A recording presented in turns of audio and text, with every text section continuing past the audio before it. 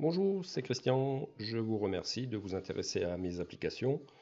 Donc ici, je vais vous présenter l'application qui vous aidera à faire des mises en page, à réceptionner les plans clients, à optimiser votre poste de travail avec de nombreux outils. Donc je vous propose par exemple des gabarits personnalisables.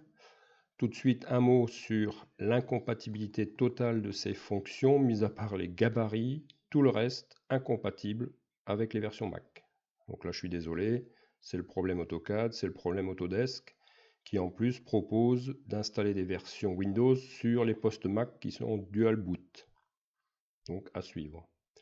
Donc, mis à part les gabarits qui pourraient être utilisés par les versions Mac, je déconseille bien sûr d'investir dans ces applications si vous avez une version Mac.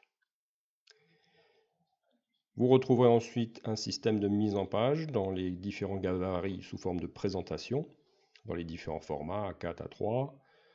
Vous aurez la possibilité de choisir vos unités très rapidement et de remettre à jour la liste des échelles. Vous verrez que la mise à l'échelle des plans, des vues va se faire très rapidement et surtout, à l'issue, un verrouillage rapide de toutes les fenêtres. On verra aussi une petite fonction pratique pour tourner un plan pour faire un affichage orthogonal à la vue. Donc bien sûr, sans utiliser la commande rotation à l'aide des SCU pour ceux qui connaissent. La préparation des dessins clients grâce à plusieurs fonctions de nettoyage, de vérification, de préparation. À l'issue de ces petites fonctions, vous êtes sûr de pouvoir utiliser un plan sans surprise. Quand vous allez l'utiliser en référence externe, tout se passera très bien et on retrouvera également une petite fonction bien pratique pour basculer le fond de plan en gris en un clic. Des fonctions de dessin par thème pour de la mécanique du bâtiment, des fonctions de cotation avec gestion automatique des calques, des fonctions de modification de gestion des calques, gestion de l'affichage, des outils pour représenter les perçages, des vis, des écrous, des symboles de soudure. Un petit exemple pour vous donner des idées sur l'insertion de symboles à partir d'un DN. Donc on verra. Corriger rapidement des dessins ou domine des couleurs trop claires.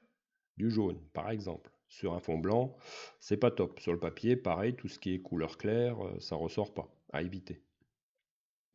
Une fonction pour lister, voire renommer les présentations via Excel. Créer et gérer la liste des calques via Excel aussi. Et ensuite l'insérer dans n'importe quel dessin en régénérant la couleur. Sauf bien sûr, on ne renommera pas les calques. C'est juste les calques existants où on change de couleur, d'épaisseur, de type de ligne, etc. Où on va simplement intégrer dans des nouveaux dessins la liste des calques. Un système d'incrémentation automatique de texte pour numéroter des places de parking, des places de vestiaire, etc.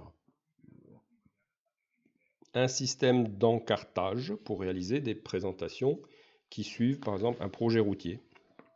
Donc là on verra, et bien d'autres petites fonctions bien utiles. Je précise aussi que ces fonctions sont 100% compatibles pour les versions LT. Et c'est pour ça que je développe ce genre d'outils, puisque j'ai majoritairement des clients qui travaillent avec des versions LT.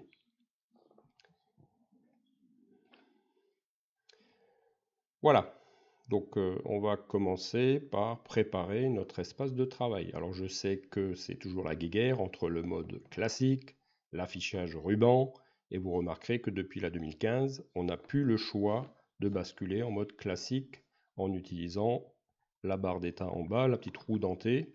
Donc là, bien sûr, pour l'instant, on est uniquement en mode ruban. Donc on va s'intéresser à tout ça. Déjà, préparer notre espace de travail, notre environnement. Il y a du boulot au démarrage.